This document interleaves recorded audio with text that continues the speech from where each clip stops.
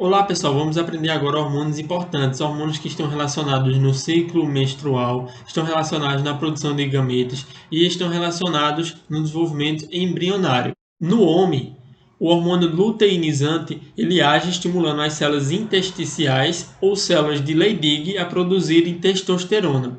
A testosterona e os hormônios gonadotróficos, que são o FSH e o LH, eles atuam ambos na ativação da espermiogênese, que é a produção de espermatozoides.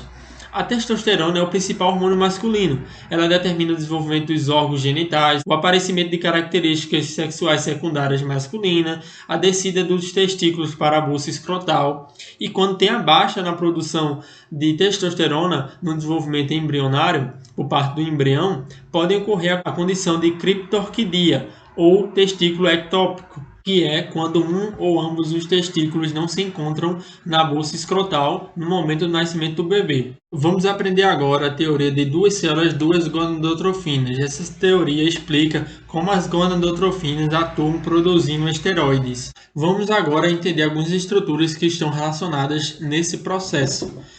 Essas células aqui são as células de Teca. No entanto, são as células de Teca interna que estão relacionadas nesse processo, Teca interna. E aqui são as células da granulosa. Agora vamos ver esse processo. Nesse processo, o LH ele se liga aos receptores presentes nas células de Teca interna e promove a entrada de colesterol nessas células. E essa entrada, através da atuação do LH, estimula a produção de andrógenos, como a testosterona e a androstenediona, que são hormônios ditos masculinos, mas estão presentes nesse processo.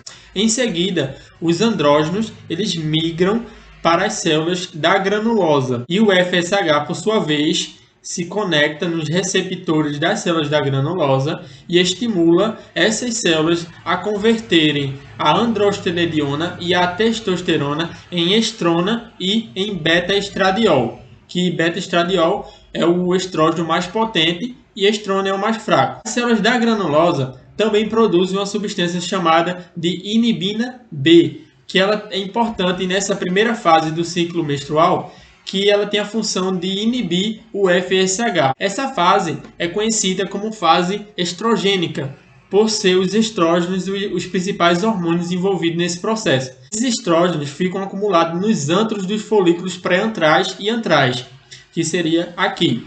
Essa fase também pode ser chamada de fase proliferativa, pois é o momento em que o endométrio se espessa e se desenvolve. Em seguida, segunda fase do ciclo menstrual é chamada de fase progesterônica ou fase lútea.